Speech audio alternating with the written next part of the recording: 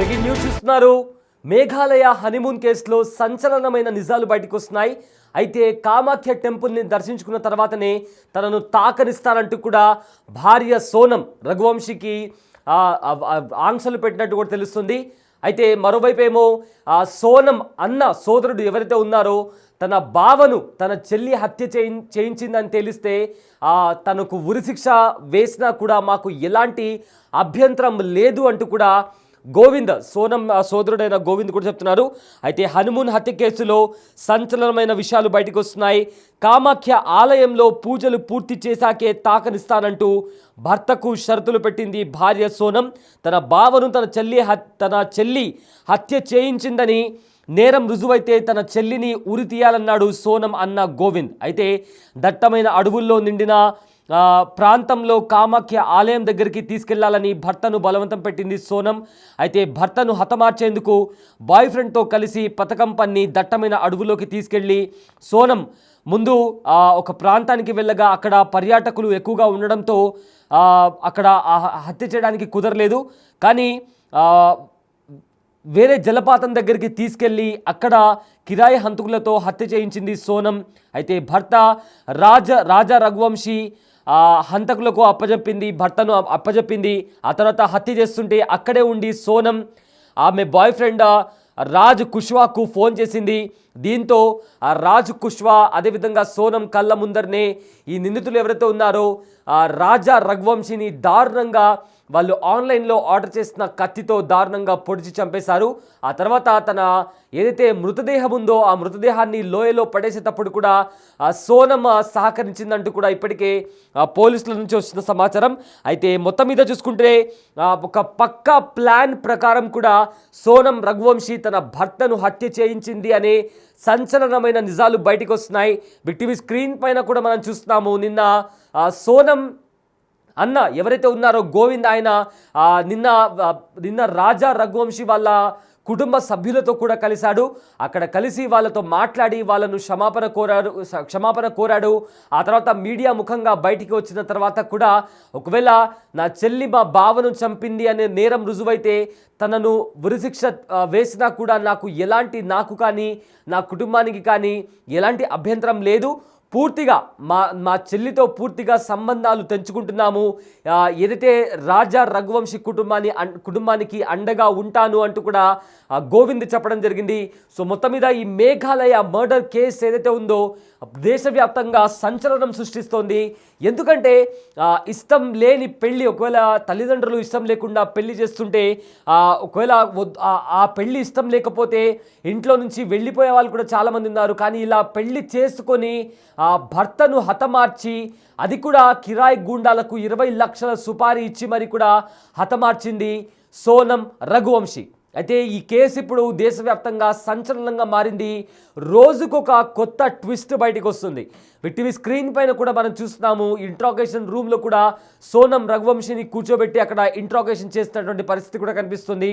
So అయితే నిన్న కూడా గోవింద్ సోనం వాళ్ళ అన్న గోవింద్ కూడా రాజా రఘువంశీ వాళ్ళ ఇంటికి చేరుకొని అక్కడ వాళ్ళను క్షమించమని అడిగి ఖచ్చితంగా ఒకవేళ నేరం రుజువైతే ఖచ్చితంగా తనకు ఎవరైతే సోనముందో నిందితురాలు సోనముందో తనకు ఉరి విధించినా కూడా నాకు కానీ నా కుటుంబానికి కానీ ఎలాంటి అభ్యంతరం లేదు అంటూ కూడా అతను చెప్పాడు. అయితే తన చెల్లెలు సోనం ఆమె భర్తను చంపిందని తాను 100% నమ్ముతున్నట్లు హనీమూన్ హత్య కేసు ప్రధాన నిందితురాలి అన్న గోవింద బుధవారం స్పష్టం చేశారు. ఒకవేళ నేరం రుజువైతే ఆమెను ఉరి తీయాలని అన్నారు. ఇందోర్కు చెందిన రాజా రఘువంశీ తనకు 29 సంవత్సరాలు. అయితే ఇటీవల పెళ్లి చేసుకున్న భార్య సోనం హనీమూన్కు తీసుకువెళ్ళి హత్య చేయించిన ఉదంతరం హనీమూన్ హత్య కేసుగా చాలా ఫేమస్ దేశవ్యాప్తంగా చాలా సంచలనంగా మారింది. అయితే ఈ కేసులో ప్రధాన నిందితురాలైన తన సోదరి సోనంతో తమ కుటుంబం తెగదెంపులు చేసుకుందని కూడా గోవింద్ అన్నారు. అయితే రాజా రఘువంశీ కుటుంబానికి న్యాయం అందించడం కోసం న్యాయ పోరాటం చేస్తామని కూడా వెల్లడించారు. మరోవైపు సోనంతో పాటు ఆమె స్నేహితుడు రాజ్ కుష్వాకు మరో ముగ్గురికి 8 రోజుల పాటు పోలీస్ కస్టడీ విధిస్తూ షిలాంగ్ కోర్టు కూడా ఆదేశాలు జారీ చేసింది. ఇక హనీమూన్ హత్య ఘటన ఈ హనీమూన్ హత్య కారణంగా 3 కుటుంబాల్లో అంతులేని విషాదాన్ని మిగిల్చింది. మా కోడలు సోనం ఇంతటి దారుణానికి పాల్పడుతుందని మేము ఊహించనే లేదు అంటూ కూడా రాజా రఘువంశీ కుటుంబ సభ్యులు అంటున్నారు. సో అయితే ఇక్కడ మరో ట్విస్ట్ ఏంటంటే కామాఖ్య టెంపుల్ అక్కడ కామాఖ్య దేవిని సందర్శించుకున్న తర్వాతనే తనను తాకనిస్తానంటూ కూడా సోనం కొన్ని కండిషన్స్ పెట్టింది. సో ఆ తర్వాత ఏదైతే మొత్తం మీద అక్కడ దాని తర్వాత మర్డర్ ప్లాన్ చేసింది. ఆ తర్వాత తాను అనుకున్నట్లుగానే రాజా రఘువంశీని చంపేసింది సోనం రఘువంశీ. అయితే దట్టమైన అడవులకు ఈశాన్య భారతంలో తన భర్తను హతమార్చేందుకు బాయ్ ఫ్రెండ్తో కలిసి సోనం ఒక ప్లాన్ వేసింది. అందులో భాగంగా తన భర్తకు మాయమాటలు చెప్పి ఆ ప్రాంతానికి తీసుకెళ్లిందని పోలీసుల విచారణలో తేలింది. అయితే గౌహాటిలోని కామాఖ్య ఆలయంలో పూజలు పూర్తి చేశాకే తాకనిస్తానంటూ ఆమె తన భర్తకు షరతు విధించి అతన్ని ముగ్గులోకి లాగిందని మేఘాలయ పోలీసులు తెలిపారు. అయితే దట్టమైన అడవులతో నిండిన ప్రాంతానికి తనను తీసుకెళ్లాల్సిందిగా ఆమె భర్తను బలవంత పెట్టినట్టు కూడా పోలీసులు తెలిపారు. అయితే అక్కడ పర్యాటకులు ఎక్కువగా ఉండడంతో అతన్ని అక్కడ చంపలేకపోయింది. సో దీంతో వేరే ప్రాంతానికి తీసుకెళ్ళి ఎవరు లేని నిర్మానుష ప్రాంతానికి తీసుకెళ్ళి అక్కడ ఎవరైతే నిందితులు ఉన్నారో వాళ్ళను భర్త దగ్గరికి పంపించి దారుణంగా అతన్ని చంపేసినట్లు కూడా ఇప్పటికే పోలీసులు చెప్తున్నారు. అయితే ఈ హత్యకు సంబంధించిన కీలకమైన సీసీటీవీ సాక్ష్యాలను కూడా సేకరిస్తున్నట్లు కూడా ఇప్పటికే పోలీసులు కూడా తెలుపుతున్నారు. దేశవ్యాప్తంగా ఏదైతే మేఘాలయ హనీమూన్ కేసు ఉందో ఇది సంచలనం సృష్టిస్తోంది. మే 11న వీళ్ళకు పెళ్ళైంది. అయితే మే 11 తర్వాత ఏదైతే రాజా రఘువంశీ అదేవిధంగా సోనం వీళ్ళిద్దరికి పెళ్ళైంది. అయితే ఇష్టం లేని పెళ్లి చేస్తున్నారు, నేను సంతోషంగా ఉండలేను అంటూ కూడా సోనం తన తల్లికి చెప్పినా కూడా సోనం తల్లి మాత్రం లేదు, మంచి కుటుంబం, వాళ్ళు బాగా డబ్బున్న వాళ్ళు, నేను బాగా చూసుకుంటారు, నీ లైఫ్ బాగుంటుంది అంటూ కూడా బలవంతంగా పెళ్లి చేయించారు. దీంతో సోనం ఎలాగైనా తన ప్రియుడితో కలిసి ఉండాలని భర్త వెంట ఉండకూడదు, భర్త అడ్డు తొలగించుకోవాలంటూ కూడా తనను చంపడానికి కూడా ప్లాన్ వేసింది సోనం. అయితే ఎంగేజ్మెంట్కి ముందే చంపాలని కూడా ప్లాన్ చేసింది. కానీ కుదరకపోవడంతో పెళ్లి తర్వాత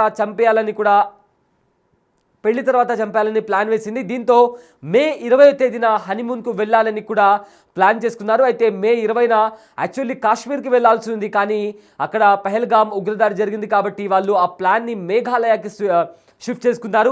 సో మే 20వ తేదీన మేఘాలయకి వెళ్ళారు. అయితే 21, 22 అక్కడ ఒక ప్రైవేట్ స్కూటీని కూడా బుక్ చేసుకుని అక్కడ పర్యటించారు. ఆ తర్వాత మే 23వ తేదీన ఒక దట్టమైన అడవి ప్రాంతం ఉన్న ప్రదేశానికి నన్ను తీసుకువెళ్ళాలి అంటూ కూడా రాజా రఘువంశీని బలవంత పెట్టింది సోనం. దీంతో వాళ్ళు ఆ దట్టమైన అడవి ఉన్న ప్రాంతానికి వెళ్ళారు, నిర్మానుషమైన ప్రాంతానికి వెళ్ళారు. అక్కడ నిందితులను కూడా ఎక్కడున్నారో లొకేషన్ పంపించి అక్కడ స్క్రీన్ పైన కూడా చూస్తున్నాము. వాళ్ళు ఆ దట్టమైన అడవికి వెళ్ళే ముందు కూడా ఆ సీసీటీవీ ఫుటేజ్, అంటే మర్డర్ జరిగే కొద్ది గంటల ముందు కూడా వాళ్ళు అక్కడ స్కూటీ పైన వెళ్ళే అక్కడ సీసీటీవీ కెమెరాలో క్యాప్చర్ అయిన ఫుటేజ్ కూడా మనకు కనిపిస్తుంది. సో దీని తర్వాత సోనం బలవంత పెట్టడంతో ఒక ప్రదేశానికి వెళ్ళారు, నిర్మానుషమైన ప్రదేశానికి వెళ్ళారు. అక్కడ నిందితులు అక్కడ వచ్చి రాజా రఘువంశీని కత్తులతో దాడి చేసి హతమార్చారు. ఆ తర్వాత అతని శవాన్ని లోయలో పడేశారు. సో దీంతో తర్వాత సోనం ఇండోర్ చేరుకుంది. ఇండోర్లో తన ప్రియుడిని కలుసుకుంది. ఆ తర్వాత వాళ్ళు ఏకాంతంగా ఒక రెంటింట్లో కూడా గడిపారు. ఆ తర్వాత తిరిగి గాజీపూర్కి వెళ్ళింది సోనం. గాజీపూర్లో కిడ్నాప్ నాటకాన్ని తెరపైకి తెచ్చింది. దీంతో పోలీసులకు కొన్ని అనుమానాలు వచ్చాయి. సోషల్ మీడియా పోస్ట్, అదేవిధంగా ఆన్లైన్లో ఏదైతే అక్కడ స్పాట్లో దొరికిన ఒక వెపన్, అయితే మేఘాలయాలో అక్కడ ఎక్కడైతే హత్య జరిగిందో హత్య జరిగిన స్పాట్లో ఎవరు కూడా అక్కడ ఉండే వాళ్ళు కూడా ఎవరు కూడా అలాంటి వెపన్ని వాడరు. దీంతో పోలీసులు ఆ వెపన్ గురించి ఆరా తీశారు. దీంతో సోనం ఏదైతే హత్య చేసిందో ఆ ప్లాన్ మొత్తం బయటపడింది. అయితే ఒక్కొక్కటిగా డాట్స్ని కలుపుకుంటూ పోలీసులు ఈ కేసుని ఛేదించారు. సో ఎట్టకేలకు మొత్తం మీద ఈ మర్డర్ ఏదైతే ఉందో దగ్గరుండి భార్య సోనం ప్లాన్ చేసి మరి ఆ భర్తను హత్య చేయించిందని కూడా ప్రూవ్ అయింది. దీంతో కస్టడీలోకి తీసుకున్నారు. ఆ తర్వాత విచారించారు. విచారణలో సంచలనమైన నిజాలు బయటకు వచ్చాయి. ఒకదాని తర్వాత ఒకటి నిజాలు బయటకు వస్తున్నాయి. అయితే కామాఖ్య టెంపుల్ని సందర్శించుకున్న తర్వాతనే తనను తాకనిస్తానంటూ కూడా సోనం కండిషన్స్ పెట్టినట్లు కూడా తాను ఆ పోలీస్ ఇన్వెస్టిగేషన్లో తేలింది. అయితే ఇప్పటికే కోర్టు సోనంతో పాటు మరో కొంతమందిని కూడా పోలీస్ కస్టడీకి అప్పగించింది. సో మొత్తం మీద మేఘాలయ హనీమూన్ మర్డర్ కేసు అయితే దేశవ్యాప్తంగా సంచలనం సృష్టిస్తోంది.